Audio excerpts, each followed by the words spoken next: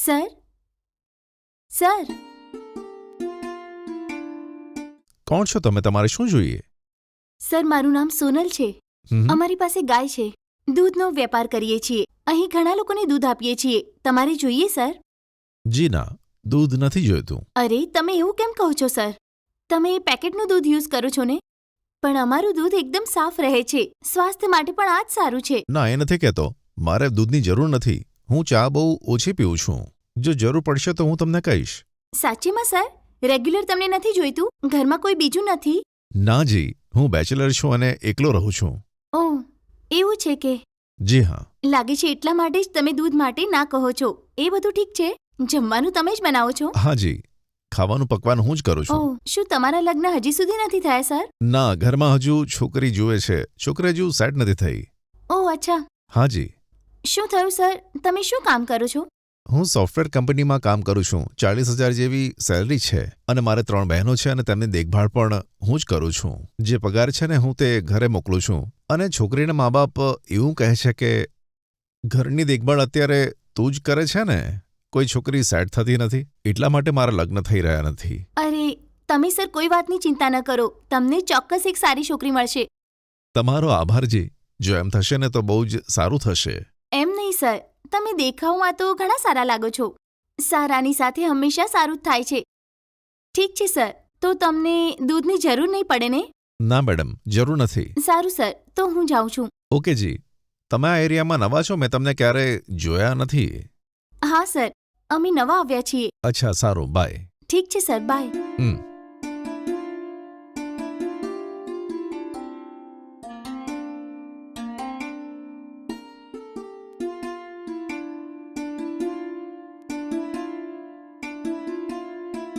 હા આવો madam. Sir, આવો, બેસો. Thank you madam. મારું કામ થઈ ગયું કે? તે બંદાને ચેક કરવાનું કીધું હતું. તમે સીધા એને ઘરે જઈને ચેક કર્યું કે નહીં? એનું કેરેક્ટર કેવું છે? છોકરો સારો છે ને? છોકરાને તો અમે ચેક કરી લીધો સર. એ છોકરો ખૂબ જ સારો છે. તમારી બહેનના લગ્ન ખચકાટ વગર કરી શકો છો. આ ઉંમરમાં ફેમિલીનો બધો બોજ એ જ ઉપાડે છે. આ જમાનામાં આટલો સારો છોકરો મળવો ખૂબ મુશ્કેલ છે. સારું થયું. મને પણ એ છોકરો બહુ પસંદ છે. મારે ક્રોસ ચેક કરવું હતું એટલે હું તમારા જેવા ડિટેક્ટિવની પાસે આવ્યો. તમે પણ એનો સારો રિવ્યૂ આપ્યો. મેં વિચાર્યું કે એમની સગાઈ હવે જલ્દી કરી દેવી જોઈએ. લગ્નના ઇન્વિટેશન કાર્ડ છાપ્યા પછી પહેલું કાર્ડ તમને આપવું જોઈએ. Thank you sir. તમારું પેમેન્ટ કેટલું છે? 25,000 સર. સારું. હું તમને ફોનપે કરી દઈશ. હા ઓકે સર. ફોનપેનો નંબર એ જ છે ને? હા સેમ છે. મોકલી દીધા. એકવાર ચેક કરી લો. અરે વાંધો નહીં, તમે મોકલ્યું ને આવી ગયું હશે. તમને બીજી કોઈ ડિટેલ્સ કે ઇન્ફોર્મેશન જોઈએ તો અમને ખચકાટ વગર કોલ કરી લેજો. ઓકે મેડમ, ચોક્કસ. Thank you sir. ખૂબ ધન્યવાદ. હવે હું નીકળું છું. મેડમ? સર? હેલો?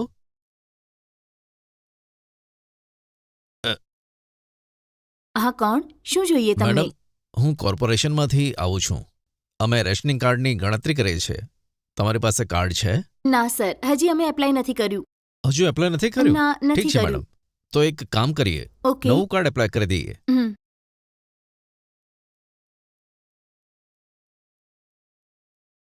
તમારું નામ? સોનિયા. પરિણીત છો? હા. ઉંમર? 20 વર્ષ. તમારા પતિનું નામ? સાગર. ઉંમર? 50 વર્ષ. 50 વર્ષ? અરે એવી શું વાત છે? શેની નવાઈ છે? એ વાત નથી. તમારી ઉંમર તો 20 છે ને? અને તમે કહો છો તમારા પતિની ઉંમર 50 છે? હા સર, મારા અને મારી હસબન્ડ વચ્ચે 30 વર્ષનું અંતર છે. 30 વર્ષના તફાવતમાં તમે લગ્ન કેવી રીતે કર્યા? શું એ કહેવું જરૂરી છે? એવું નથી. નોર્મલી છોકરા છોકરીની વચ્ચે 5-10 વર્ષનો ફરક તો રહે છે, પણ તમે 30 વર્ષના તફાવતના માણસ સાથે લગ્ન કર્યા? બસ એ જાણવા માટે પૂછ્યું. મારો પરિવાર ખૂબ મોટો છે. અચ્છા. બાળપણમાં જ પપ્પા ગુજરી ગયા. મમ્મીએ તકલીફ ઉઠાવીને અમને ભણાવ્યા. મારા પછી બીજી 3 બહેન છે. જ્યારે અમે તકલીફમાં હતા ત્યારે આ સંબંધ આવ્યો હતો. એ મારાથી ઘણા જ મોટા છે, પણ દેખાવમાં સારા છે અને પૈસાવાળા પણ છે. કીધું કે મારી ફેમિલીને પણ જોઈ લેશે અને મારી બહેનોને પણ ભણાવશે. એટલે જ હું આ લગ્ન માટે રાજી થઈ ગઈ. અને તમે તમારા પતિ સાથે ખુશ છો કે? હા, મારી ખુશીની કોઈ કમી નથી. એ ખૂબ સારા માણસ છે. અચ્છા. તમે જે વસ્તુની વાત કહો છો તે અસલી ખુશી નથી હોતી. આ તો દિલનો સંબંધ છે ને. એમનાથી તો હું હંમેશા ખુશ રહું છું. કોઈ કંઈ પણ કહે, એ મારા પતિ છે અને હું જ એમની પત્ની છું. એમને હંમેશા ખુશ રાખી શકું એ જ મારું કર્તવ્ય છે. કોઈ ચાન્સ નથી. તમારા જેવી છોકરી મળવી ખૂબ મુશ્કેલ છે. આજકાલની છોકરીઓ પોતાના પરિવાર માટે કશું વિચારતી નથી, પણ તમે તમારા પરિવાર માટે, તમારી બહેનો માટે ખરેખર બહુ મોટો ત્યાગ કર્યો છે. સારું, હવે ફોર્મ ફિલ કરીએ. તમારો ડોર નંબર બતાવો. House number 72, okay. સરકારી વસાહત, હા, વસ્ત્રાપુર, બરાબર. અમદાવાદ. આલો સાઇન કરો. હમ.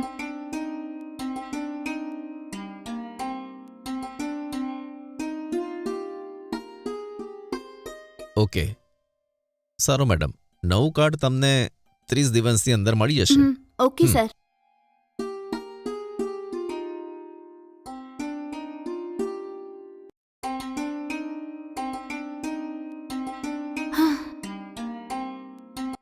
જોવાવાળા દરેક જણ આ વિશે જ કેમ પૂછે છે? શું આમને કોઈ બીજું કામ નથી? બીજાની સલાહ આપવી જ એમનું કામ છે કે? શું આપણી જિંદગી આપણે આપણી રીતે ન જીવી શકીએ? બધાને કારણ કહી કહીને મારું મગજ ફાટી ગયું છે.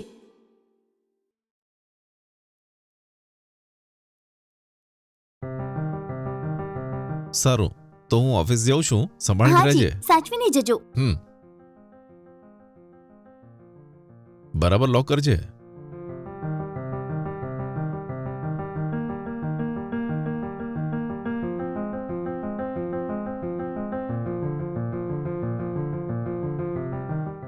ક્યાં છે બેબી?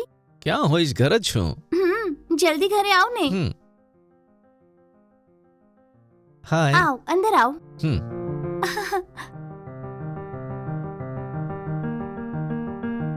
ચલ જઈએ. દરરોજ તારા પતિના ગયા પછી તને મળવા આવું મુશ્કેલ થઈ પડે છે. તકલીફ થાય છે. હું તને જોઈએ કે નહીં? આટલો આળસુ કેમ છે? અરે, તું મને હંમેશા જોઈએ યાર. સોરી બેબી, આ નહીં થઈ શકે. મારા પતિ સાથે છું એ તને પસંદ નથી? અરે, હું એવું કંઈ નહીં બોલ્યો તને. તો તે કીધું એનો મતલબ શું છે? કેમ હંમેશા માટે હું તારી સાથે ના રહી શકું? શું બેબી, મૂવી વધારે જોવે છે કે પરમેનન્ટલી મારા ઘરમાં કેવી રીતે રહીશ તું? તારું આવું જવું જો મારા પતિની ખબર પડશે તો મને તો મારી જ નાખશે. આવામાં તું મારી સાથે પરમેનન્ટલી રહેવાની વાત કેવી રીતે કરે છે? શું બકવાસ છે આ બધું? એ વાત નથી. તારું ઘર આટલું મોટું છે ને. હા તો શું થયું? કંઈ નહીં, તારા ઘરનો કોઈ રૂમ ના વપરાતો હોય તો મને કે, હું એ યુઝ કરી લઈશ. અમારા ઘરમાં યુઝ ન કરીએ તેવો રૂમ એવો કયો છે? એક નાનો રૂમ છે, પણ તું ત્યાં છુપાઈશ તો પણ તેમને ખબર પડી જશે. ફસાઈ ખબર જઈશું નહીં પછી પડે. તો. મારી પાસે એક આઈડિયા છે. કેવો આઈડિયા? હું છે ને એ રૂમના બાથરૂમમાં સંતાઈ જઈશ. તારો પતિ ઓફિસ જાય ત્યારે હું બહાર આવી જઈશ. એટલું જ છે, સિમ્પલ. શું કે છે? મસ્ત આઈડિયા છે ને? તને મંજૂર છે ને? મારા પતિના બહાર ગયા પછી હું તને કહીશ. એના પછી જ તું બહાર આવીશ તો યોગ્ય રહેશે, ઠીક છે? ઓકે. મારા પતિના સામે આવ્યો ને તો આપણને બંનેને મારી જ નાખશે. સારું, તો પહેલા મને રૂમ બતાય. ચલો ઠીક છે.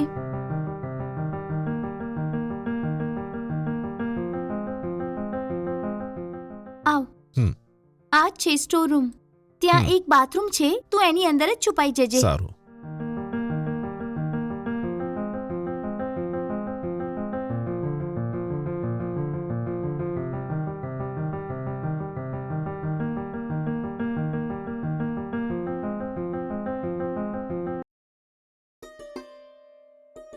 અચ્છા, હું ઓફિસ જાઉં છું, તું સંભાળીને રહેજે.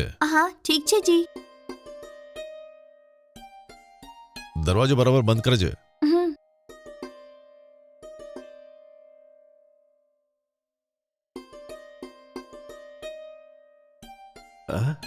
પેલો કદાચ નીકળી ગયો હશે.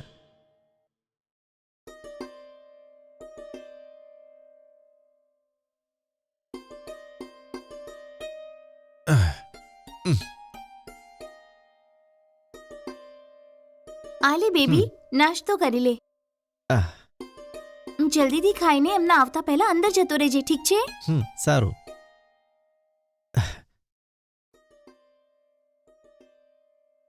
જે નવો મેનેજર છે ને, તે બહુ ટોર્ચર કરે છે, સવારથી સાંજ સુધી કામ જ કરાવે છે, રોજ આવું જ ચાલે છે. આને હું બરદાસ્ત નહીં કરી શકું. આ કામ તો મને બિલકુલ પસંદ નથી. કંઈક નવું શોધી લઉં. કામની જગ્યાએ તો આવું થવું નોર્મલ છે ને. એક દિવસ સરળ રહેશે, એક દિવસ તકલીફ હશે. આવું તો 1 મિનિટ રોકાય. હમ શું થયું જી? સ્ટોરરૂમમાંથી કંઈક અવાજ આવે છે ને. એ કોઈ ઉંદર અંદર ચાલ્યું ગયું હશે. આટલા દિવસથી અવાજ ના આવ્યો, હવે શું થયું? મને પણ આ વિશે શું ખબર. સારું જી, તમે આ બધું વિચાર્યા વગર શાંતિથી સારું. સૂઈ જાઓ. સવારે ઓફિસ જવાનું છે ને. ઠીક છે. સવારે જલ્દી ઉઠવું છે હા, તો સૂઈ સૂઈ જાઓ. જઈશ.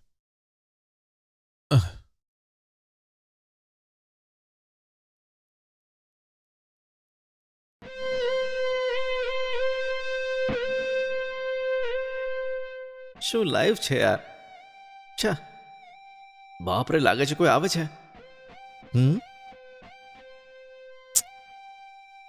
સ્ટોરરૂમમાંથી કેમ આટલી અવાજ આવતી હતી?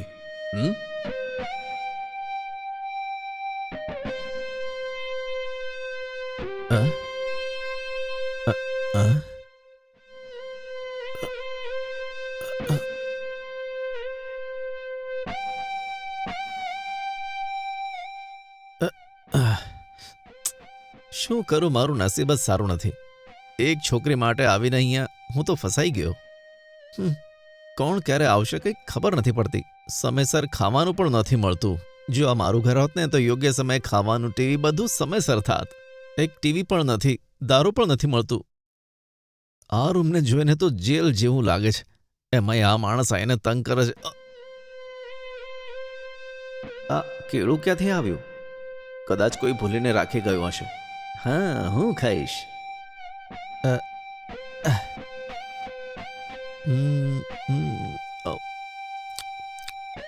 વાવ, મસ્ત.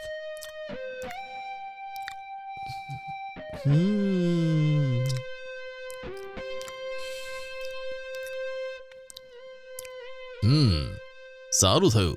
આજે રાત્રે શાંતિથી સૂઈ શકીશું. તમે શું કહો છો? આપણા ઘરમાં ઉંદરની સમસ્યા હતી ને, એ ખેડામાં તેને પકડવા માટે મેં ઝેર નાખ્યું અને મૂકી દીધું. બધા ઉંદર મરી જશે. અરે બાપરે. આ કેમ ગભરાય છે? હા,